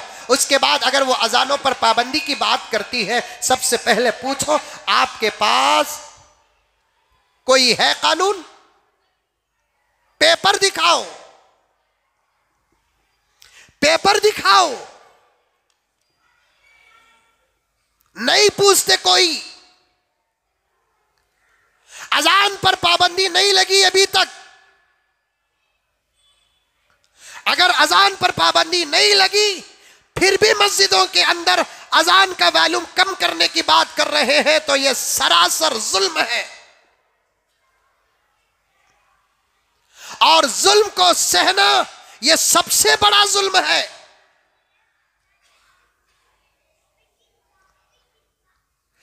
कितने काम होते हैं किसी को डिस्टर्ब नहीं होता और हमारी अजान ही से डिस्टर्ब होता है। और फिर भी एक बात कहते हैं कि ये कानून सिर्फ मस्जिदों के लिए नहीं है, चर्चों के लिए भी है, मंदिरों के लिए भी है, मस्जिदों के लिए भी है। रोजाना 5 मरतबा मंदिरों में घंटी कहाँ मारते हैं? रोजाना 5 मरतबा चर्चों में घंटी कहाँ मारते हैं? मस्जिदों ही में तो अजान देते हैं। असल में मस्जिदों की अजान को बंद करने के लिए मंदिर और चर्च का नाम लिया गया। और हम भी यही कहते हैं, एकदम जोर की आवाज ना हो। पहले ही से हमने कहा है कि एकदम जोर की आवाज ना हो, आहिस्ता आवाज हो। बल्कि ये आजिज और दीगर उलमाए किराम तो सहरी में उठाने से भी मना किए हैं। मैंने तो गुज़िश्ता जुमा भी कहा था आपको, सहरी में उठाने से भी मना किए हैं। वैसा कोई खास कानून बना नहीं, फिर भी अमल करो। अजान की आवाज धीमी रखो, मुझे कोई हर्ज नहीं, लेकिन अजान का तुम जवाब दो, अजान का तुम एहतराम करो, अजान के बाद की दुआ तुम पढ़ो। इंशाअल्लाह ताला हालात साजगार हो जाएंगे। अब अजान पर आई है बात, जगह जगह हो रही है, कुछ तो अपना जज्बा भी दिखाना है हुकूमत के सामने, अपनी ताकत भी तो बताना है। नहीं, कुछ नहीं। अफसोस, आखिर हमारा क्या होगा पता नहीं। ये हिंदुस्तान है। मैं इस मुल्क की और इस रियासत की हुकूमत के हवाले 4 शेर पेश करता हूं। दिल गंदा है तो फिर गंदी जुबान भी होगी। दिला साफ रखो हुकूमत वालों। इस मुल्क के मसले अजान, मुर्गी, पर्दा, हिंदू मुसलमान, इस मुल्क का मसला नहीं। मैं हिंदू भाइयों से भी कहना चाहता हूं, तुम्हें गफलत में रख दिया गया है। हिंदू मुसलमान का इशू लाकर वो लोग लूट रहे हैं, तुमको हमारा मुखालिफ बना दिए हैं। ना तुम हमारे दुश्मन थे, ना हम तुम्हारे दुश्मन। तुम हमारे दोस्त थे, हम तुम्हारे दोस्त, कोई भेदभाव नहीं। पहले भी तुम्हारे बड़े हमारी इज्जत करते थे और हम भी तुम्हारे बड़ों की इज्जत करते हैं। सिर्फ तुमको हमको लड़ाकर ये लोग मुल्क को लूट रहे हैं। मैं हिंदुस्तान के तमाम हिंदू भाइयों से कहना चाहता हूं, बराए मेहरबानी तुम अपने जहनों से ये निकाल दो कि हम तुम्हारे दुश्मन हैं। अगर तुम नहीं निकालेंगे, हमारी बात सच्ची साबित हो जाएगी। तुमको इतनी शर्म आएगी कि उस शर्म के सामने तुमको मौत भी प्यारी हो जाएगी। तुमको हमको लड़ाना चाहती है ये हुकूमत। दिल गंदा है तो फिर गंदी जुबान भी होगी। ऐसे में तुम जैसों की पहचान भी होगी। तुम नफरत के जहर मत घोलो, ये हिंदुस्तान है। तुम नफरत के जहर मत घोलो, ये हिंदुस्तान है। यहां भजन भी होगा, यहां अजान भी होगी। यहां भजन भी होगा, यहां अजान भी होगी। दोस्तों, बहुत मुश्किल दौर से हम लोग गुजर रहे हैं। इसलिए पहले अल्लाह के हो जाओ, रसूलुल्लाह के हो जाओ, रमजान का अदब करो, एहतराम करो। अल्लाहु अकबर कबीरा। तरावियों में मस्जिदें खाली। रोजे का हाल क्या है? अच्छे अच्छे रोजा नहीं है। पता नहीं कि 2 साल रोजा छोड़कर आदत पड़ गई या नहीं, पता नहीं। अच्छे अच्छे रोजा नहीं। अच्छा रोजा नहीं तो नहीं, कोई बात नहीं, तुम्हारा अमल तुम्हारे साथ। लेकिन रास्तों में बराबर खुले आम खा रहे हैं, होटलों में खुले आम घुस रहे हैं, और मुसलमान होटल भी बराबर चला रहे हैं। खिलाने वाला भी मुसलमान है, खाने वाला भी मुसलमान है। औरतें रास्तों में बराबर खाती फिर रही है। बाजारों को जाकर देखो, हमारे मोहल्लों में जाकर देखो, ला हौल वला कुव्वत इल्ला बिल्लाह। खाना पीना तो दूर की बात, गाड़ियों में बैठकर हमारे मुसलमान सिगरेट पी रहे हैं रमजान के महीने में। अभी एक नौजवान मुझसे कह रहा था, रमजान का महीना चल रहा है, एक मुसलमान आकर मेरे से माचिस पूछ रहा है। ये हाल है मुसलमानों तुम्हारा, हमारा ये हाल है मुसलमानों। क्या क्या बताऊं, क्या ना बताऊं। सुधर जाओ, समझ जाओ, ईमान मजबूत हो जाए, यकीन कामिल हो जाए, आमाल मुकम्मल हो जाए, इंशाअल्लाह ताला लम्हात में हालात बदल जाएंगे। रोजा नहीं, अच्छे अच्छे रोजा नहीं, छोटे छोटे बहाने में रोजा नहीं। ये फोटो है मेरे पास, अगर दिखा दूं तो शायद कल मेरा जनाजा होगा। बेंगलुरु ही की एक मस्जिद के अंदर जोहर की नमाज के बाद एक मस्जिद में कुछ शायद कमेटी वालों की मीटिंग चल रही है। उसमें से 2-4 हजरात मस्जिद के अंदर रमजान में बैठकर चाय पी रहे हैं। ये हाल है। किसी अल्लाह के बंदे ने नोट कर लिया, उसके बाद मुझे फोन करके बता। मैंने कहा कसम खा के ये फोटो तू वायरल नहीं करेगा। क्यों हजरत? कसम खा लो, अल्लाह का वास्ता देता हूं। दांत भी हमारे हैं, जुबान भी हमारी है, इज्जत भी हमारी है, आबरू भी हमारी है। अच्छे अच्छे मस्जिद के जिम्मेदार रोजा नहीं, मोहल्ले के जिम्मेदार रोजा नहीं, मुसलमान रोजा नहीं। रोजा फर्ज है, फर्ज। ये तमाम इबादतों की जड़ है एक एतबार से। कुरान कहता है रोजा रखोगे तो तकवा पैदा होगा, लअल्लकुम तत्तखून।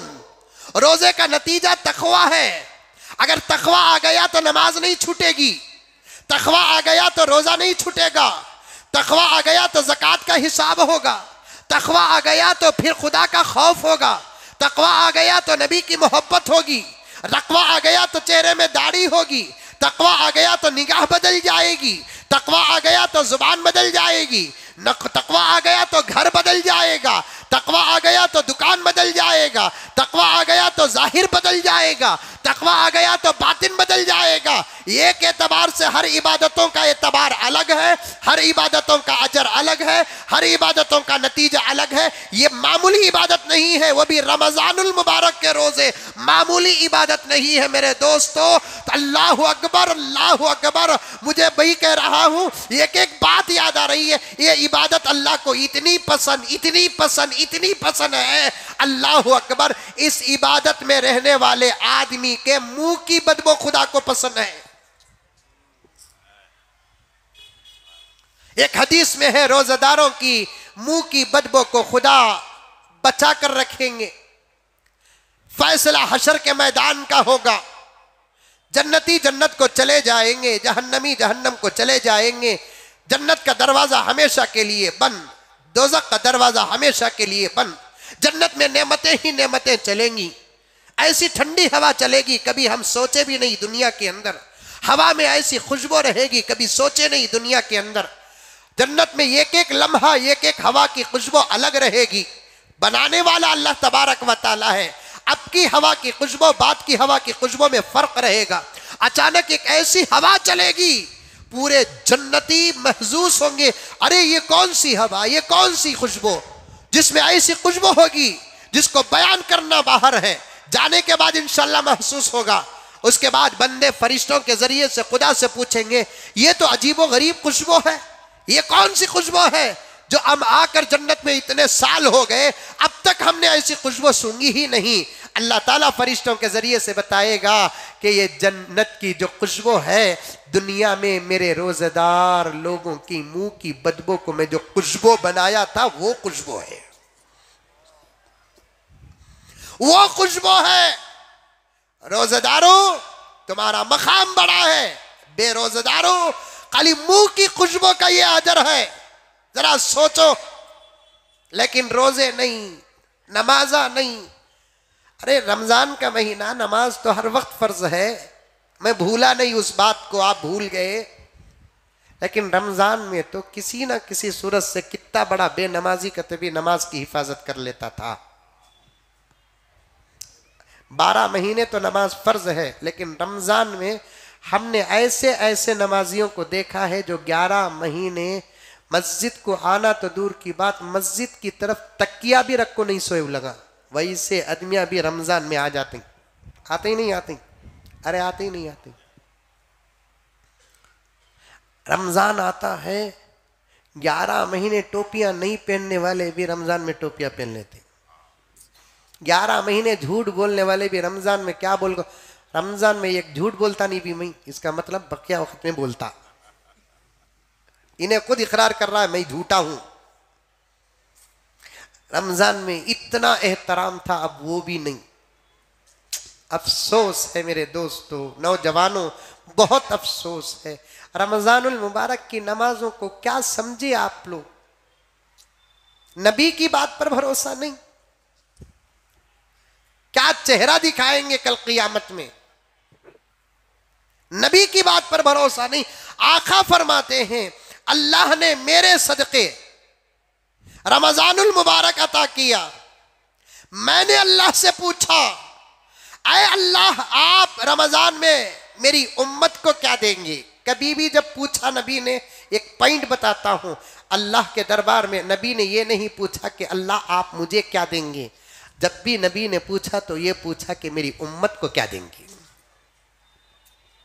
मुझे क्या देंगे। कभी अल्लाह के नबी ने यह सवाल नहीं किया। पूरे हदीस के जखीरे में नहीं बता सकते कि अल्लाह के नबी ने यह सवाल किया हो कि अल्लाह आप मुझे क्या देंगे। लेकिन जब भी सवाल किया तो उम्मत के लिए, आप मेरी उम्मत को रमजान में क्या देंगे? अल्लाह ने फरमाया, नबी तुम क्या चाहते हो? अल्लाह के नबी ने फरमाया, ऐ अल्लाह मेरी चाहत अपनी जगह पर है, लेकिन आप बताइए कि आप क्या देंगे। अल्लाह फरमाते हैं, जाओ मोहम्मद, हम तुम्हारी उम्मत को रमजान के महीने के नफिल को भी फर्ज बना देंगे। जरा एक मर्तबा जोर से सुभान अल्लाह बोलो। जाओ मोहम्मद, तुम्हारे सदक़े रमजान के महीने में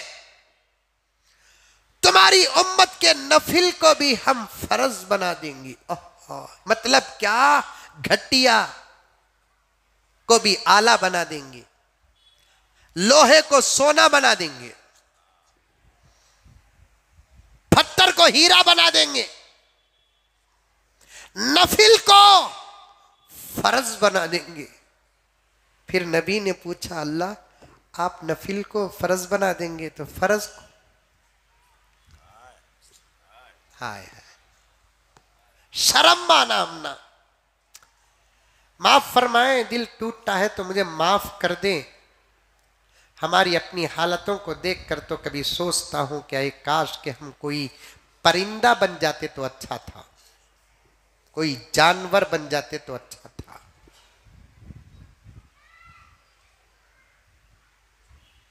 अभी भी उम्मीद है कि कुछ असर पड़ेगा इस आजिज के दर्द का आप पर।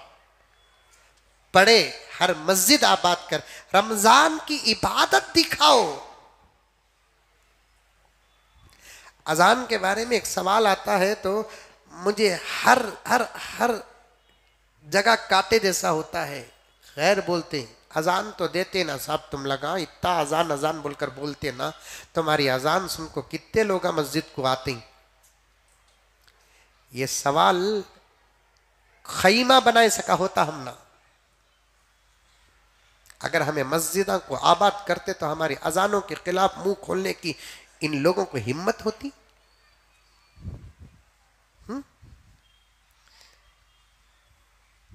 सुधर जाओ नौजवानों। मैं तकरीबन शायद हर जुमा कह रहा हूं, वक्त आ गया, तुम्हारे से खुदा बड़ा काम लेने वाला है। तुम सुधरो, खुदा काम लेगा। रमजान में नहीं बने तो फिर कब बनेंगे बताओ? रमजान में नहीं बनेंगे तो फिर कब बनेंगे?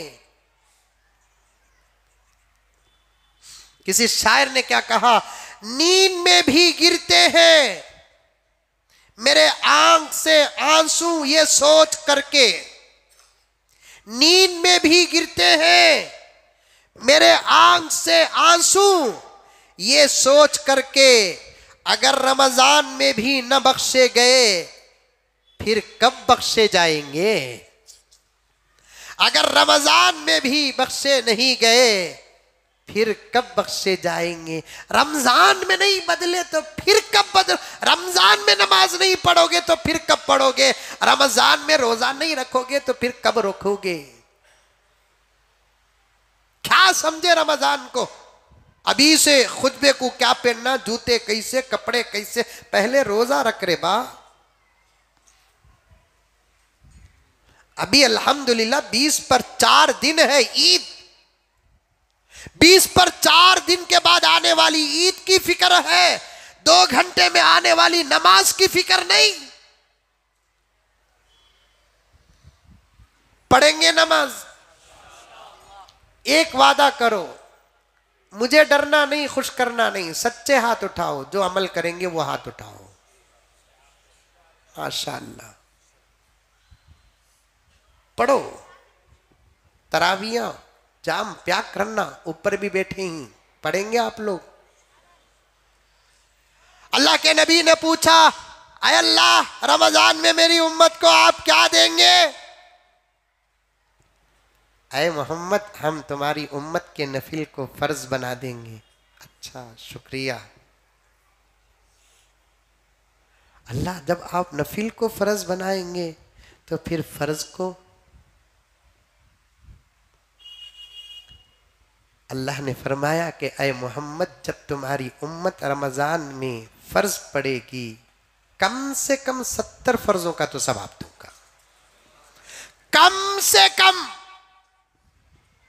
अब उसकी नमाज जैसी होगी 70 से आगे का मर्तबा बढ़ेगा। एक दिन में मैं 2 साल 3 साल पहले एक हिसाब बताया था, एक दिन में खुदा की कसम 1 साल की नमाजों का सवाब। एक फर्ज को 70 बोले तो 5 फरज को 5 सत्ते 35, चिल्लर छोड़े तो 350 नमाजा 360 चिल्लर होते हैं, 60 पर 5 दिन होते हैं। चिल्लर जरा छोड़े, एक दिन को 1 साल की नमाजों का सवाब होता है। अल्लाह अकबर। 30 दिन को खाली 30 साल की इबादत का सवाब। मेरे आका सल्लल्लाहु अलैहि वसल्लम ने अल्लाह तबारक व ताला के दरबार में एक बात फरमाई, ऐ अल्लाह आपने मुझे आखिर में भेजा, मेरी उम्मत आखिरी उम्मत है।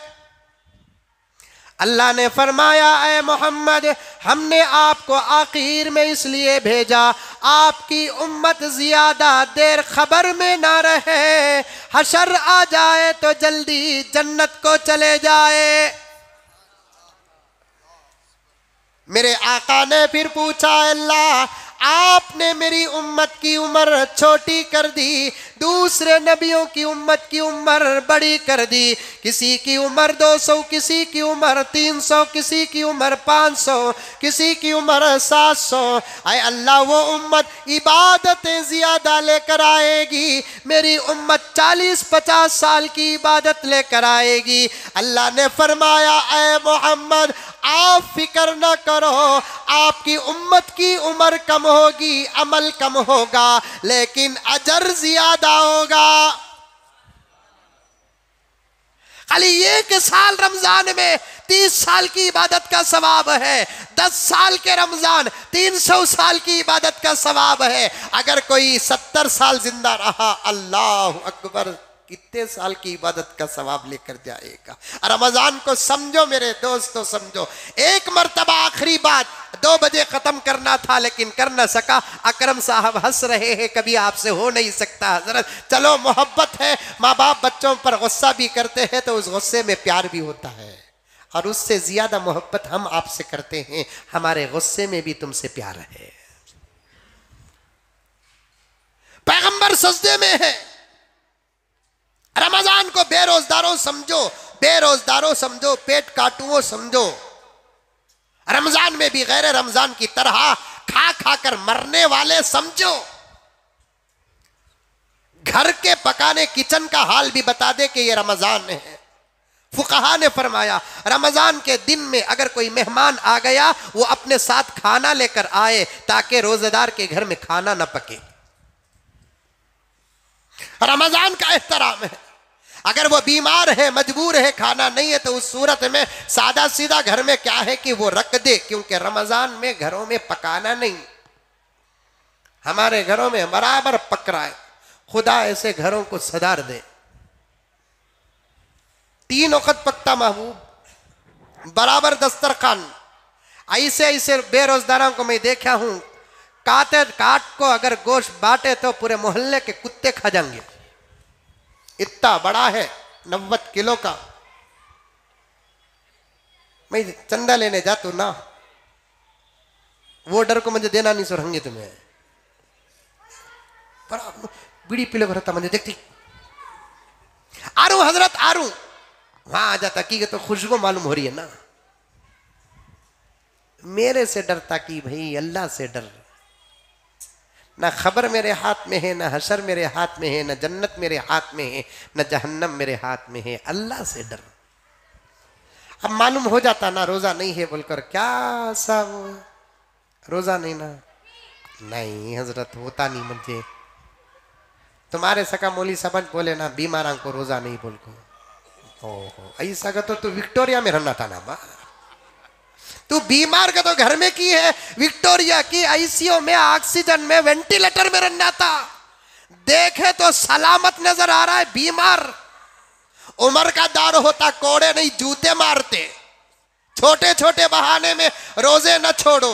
नमाज छोड़े तो मोहल्ले में नहूसत है, रोजा भी छोड़ेंगे तो मोहल्ले में नहूसत है। अल्लाह बेरोजगारों से हमारे मोहल्लों की हिफाजत फरमाए, बेरोजगारों से हमारे शहर की हिफाजत फरमाए, बेरोजगारों से हमारे गांव की हिफाजत फरमाए, बेरोजगारों से हमारी रियासत की हिफाजत पर। बड़ी मनहूस जात होती है बेरोजगार की। देखो अल्लाह तबारक व तआला ने रमजान को क्या बनाया, सजदे में है अल्लाह के रसूल, रो रहे। उम्मत उस वक्त नबी ये नीयत करके सो रहे हैं, सजदे में जा रहे हैं कि जब तक अल्लाह की तरफ से बशारत नहीं आएगी मेरी उम्मत की बख्शिश के, मैं सजदे से सर नहीं उठाऊंगा। अब इतना रो रहे हैं, आंखों का आंसू बह रहा है, जमीन में गिरकर बह रहा है।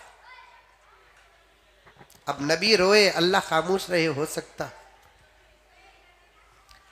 हजरत जिब्राइल आते हैं, सलाम अर्ज करते हैं, अस्सलामु अलैका या रसूल अल्लाह, सजदे से सर उठाइए, बशारत लेकर आया हूं। अल्लाह ने आपको सलाम भेजा।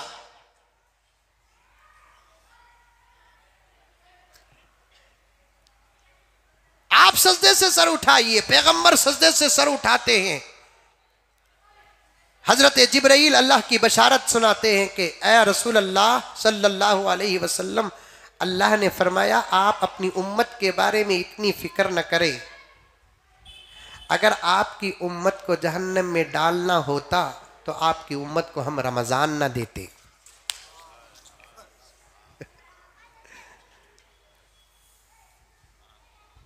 आपकी उम्मत को जहन्नम में डालना होता तो आपकी उम्मत को रमजान न देते। रमजान देना ही इस बात की दलील है कि आपकी उम्मत हशर के मैदान में बख्शी जाएगी। दो नेमतें ऐसी देते हैं अल्लाह ताला, सूरे इखलास और रमजान। ये दो नेमतें उम्मत के लिए उम्मत के लिए नबी की तरफ से बशारत, अल्लाह की तरफ से बशारत है। रमज़ान का कदर करो। बड़ी बातें हैं, छोड़ दिया।